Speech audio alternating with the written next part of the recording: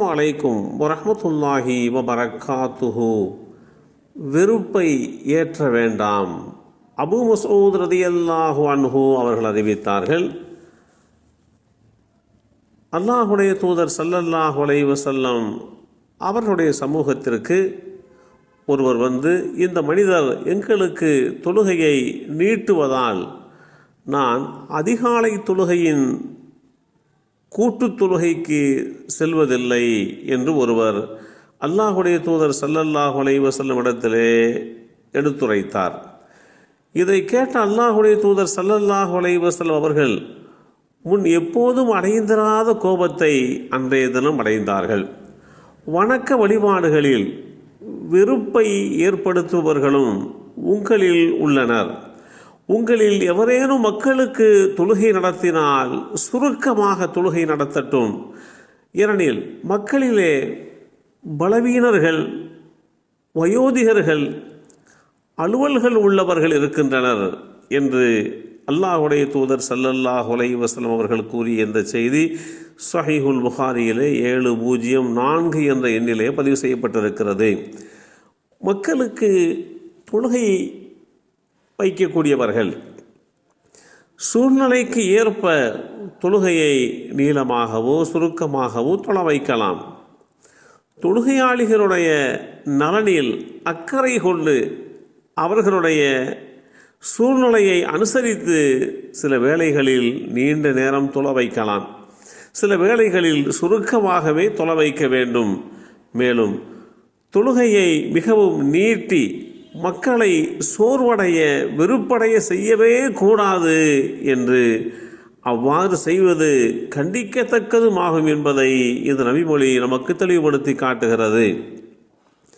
நமக்கு ஒருவர் அன்பான முறையில் ஏதேனும் ஒன்றை அன்பளிப்பு செய்யும் பொழுது அந்த அன்பளிப்பில் ஏதேனும் குறை இருந்தால் கூட அதை சகித்து கொண்டு வெளிக்காட்டி கொள்ளாமல் மனமாற ஏற்றுக்கொள்வதுதான் நற்பண்பு என்பதை இஸ்லாம் போதிக்கிறது.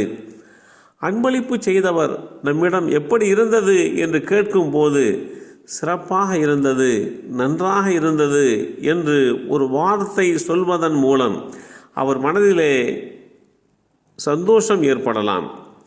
காரணம், நம்மிடத்திலே இருந்து இந்த வார்த்தையை அவர் எதிர்பார்த்திருக்கலாம்.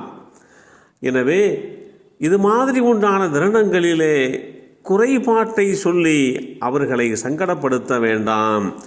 நாம் பிறருடைய வீட்டு விருந்துக்கு அழைக்கப்பட்டு அங்கே போய் நாம் சாப்பிட்டதற்கு பிறகு உணவிலே ஏதாவது கூடுதல் குறைவாக இருக்கிறது அல்லது கொஞ்சம் குறைவாக இருக்கிறது, காரம் கொஞ்சம் அதிகமாக இருக்கிறது, எண்ணெய் ஆயில் அதிகமாக இருக்கிறது என்று நாம் அதில் உள்ள குறையை மிக சிறிய அளவில் சொன்னால் கூட விருந்து கொடுத்தவருக்கு அது மனதை புண்படுத்தியது போன்று ஆகிவிடலாம்.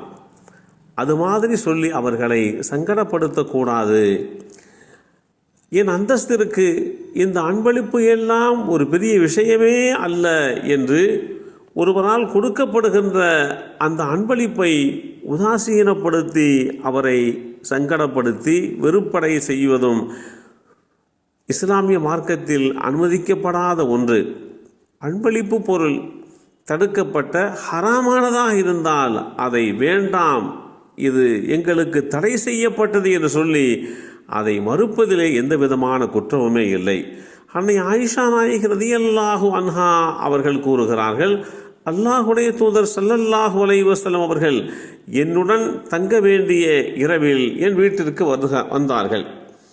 அப்படி வருகை தந்த அல்லாஹுடைய தூதர் ஸல்லல்லாஹு அலைஹி வஸல்லம் அவர்கள் தனது மேலாடையை கீழே வைத்தார்கள். தம்முடைய காலணியை கலட்டி அதை ஒரு பகுதியிலே வைத்தார்கள். தமது கீழாடையின் ஓரத்தை படுக்கையில் விரித்து அதில் ஒருக்களித்து படுத்தார்கள். நான் உறங்கிவிட்டேன் என்று அவர்கள் எண்ணும் அளவிற்கு பொறுத்திருந்தார்கள். நான் உறங்கிவிட்டதாக எண்ணியதும் மெதுவாக எழுந்து தனது ஆடைகளை அணிந்து கொண்டு தன்னுடைய காலணிகளை அணிந்து கொண்டு சப்தமின்றி ஓசையின்றி கதவை திறந்து வெளியிலே சென்று மெதுவாக கதவை மூடினார்கள். அப்போது நான் உறங்காமல் இருந்ததை அல்லாஹுடைய தூதர் அறியவில்லை.